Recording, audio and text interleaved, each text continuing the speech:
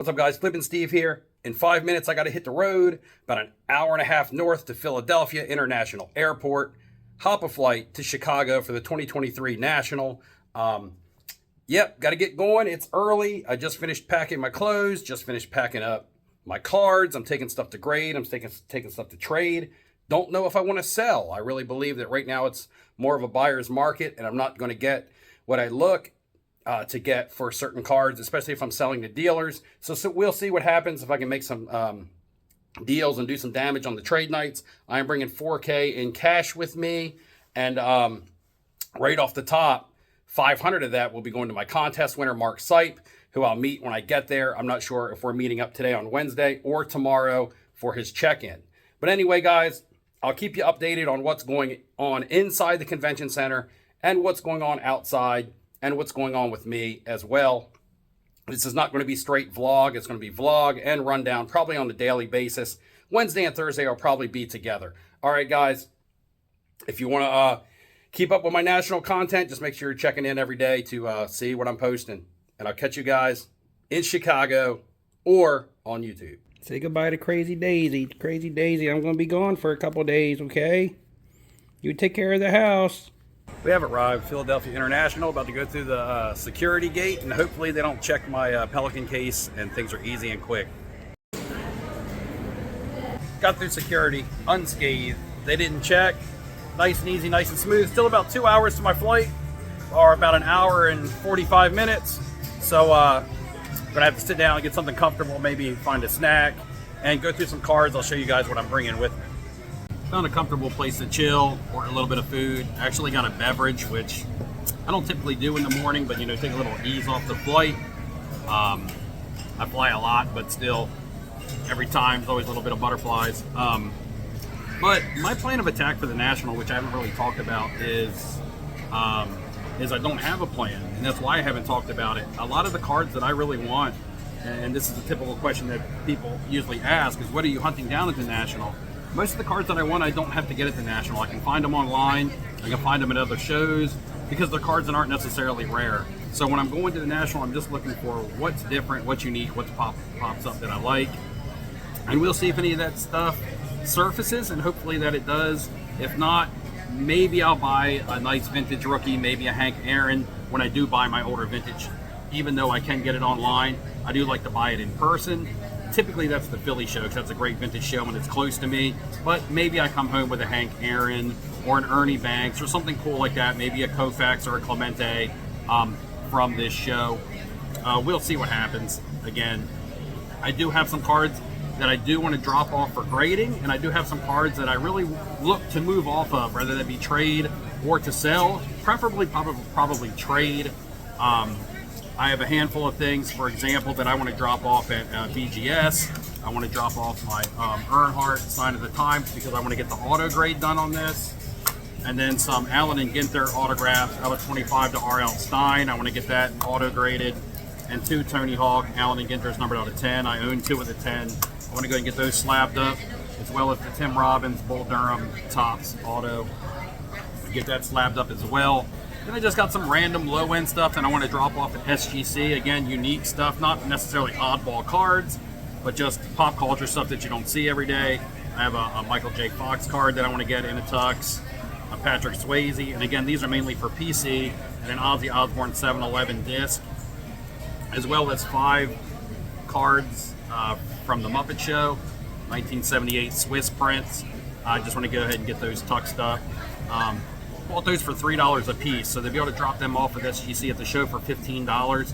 Puts me in at $18 total investment, and I think I can flip those out for $40 to $50 each, regardless of the grade, just because of the type of neat-looking cards that people would like to add to their PC. Now, remaining in the case here, pretty much this entire row is stuff that I want to move off of. It's a lot of quarterback cards. Have some Kyler Murray Immaculate. Some nice Jared Goff stuff with some contenders, playoff tickets out of 25, 2 of those, and a flawless auto. Should be able to move that stuff here at the National with quarterbacks being hot.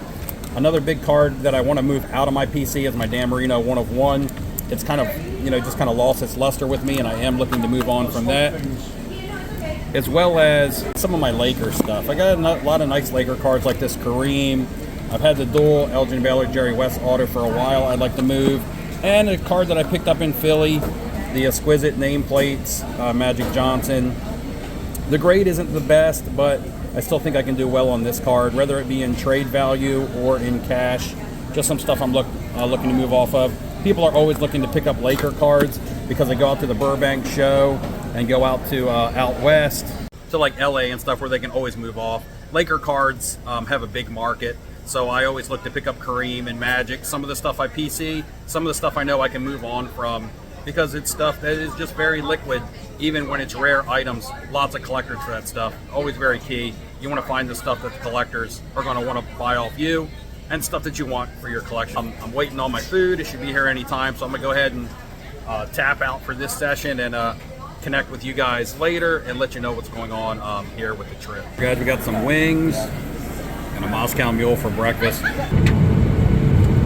As I just arrived here at the Marriott Suites O'Hare, that's where I'm staying.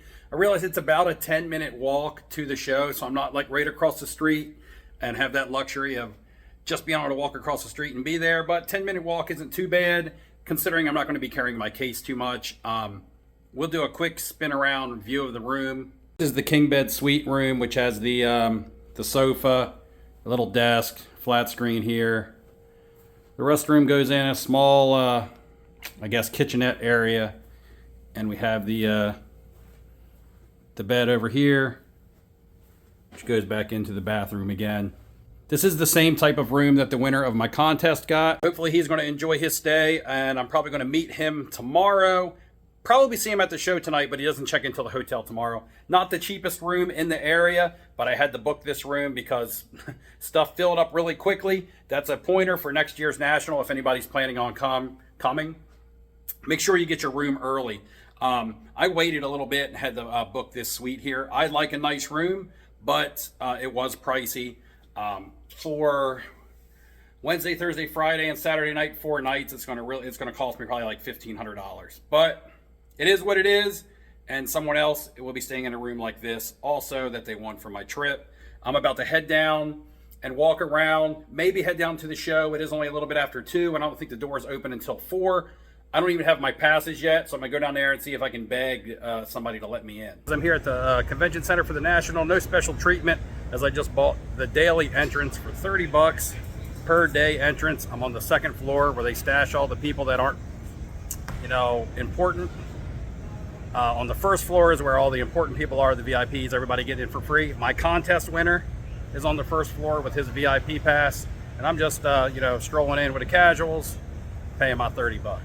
So I sent on a distress signal that I was stuck on the second floor and I couldn't get in. One of my hobby buddies just gave me a call. He's going to try to rescue me. I'm supposed to meet him at the bottom of the escalators on the first floor and see if he can be my knight in shining armor and get me into this show. Getting a little bit early, even though I don't have the badge. Got the hookup from a friend. I'm just kind of walking the company/business aisles back here right now while it's slow and you can see everything.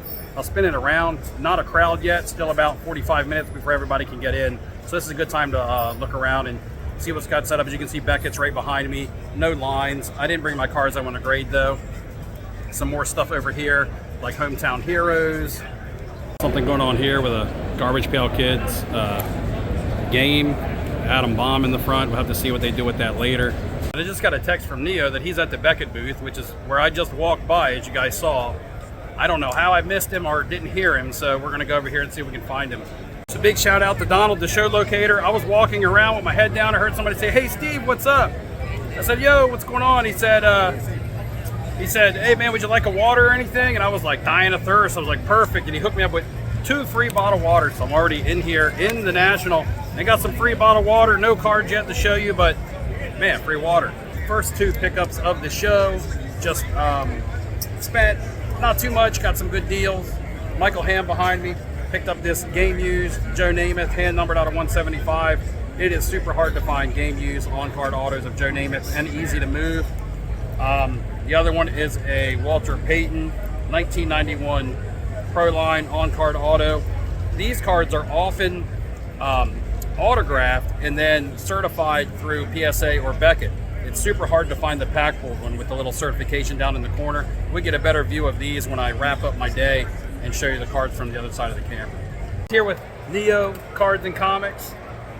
We're about to wrap up the day at the show. Go get some dinner over at a steakhouse. Gibson's, I think. Gibson's. Gibson's with Neo. We're waiting on Michael Hamm. This might be it for the day. Might be a trade night. I don't know. We'll add a trade night on to the end of this if it happens. But I'm feeling pretty sleepy. Might just wrap it up for the day.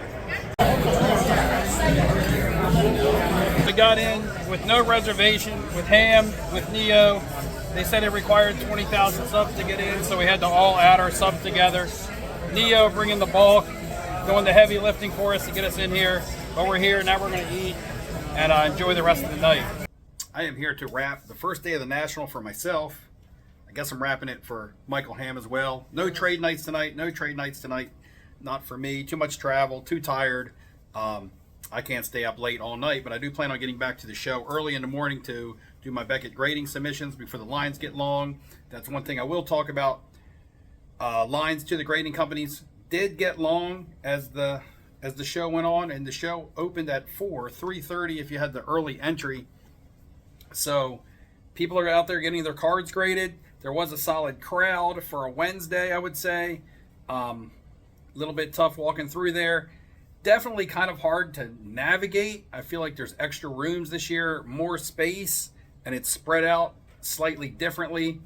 A little bit confusing for me. I don't know about for you, Mike, but it just seemed difficult to get through there. Just got to kind of figure out the lay of the land.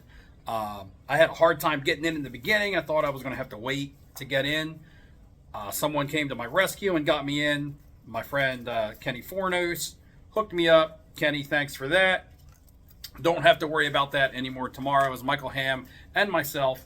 We both sold out and have gone corporate, and we have corporate passes now to get us in early. Only 2 pickups on the day. I can't really talk about pricing, can't really talk about dealers willing to negotiate because I didn't do a whole lot of it today. My only pickups were the 91 Pro Line, Walter Payton, pack pulled on-card auto. This was stickered at $275, and a Joe Montana game jersey greats from Upper Deck. This is game used on-card auto out of $175, and as you can see, this was also stickered at $400. I got the pair together for $525. So there you go, sticker price of $675. So $150 deal.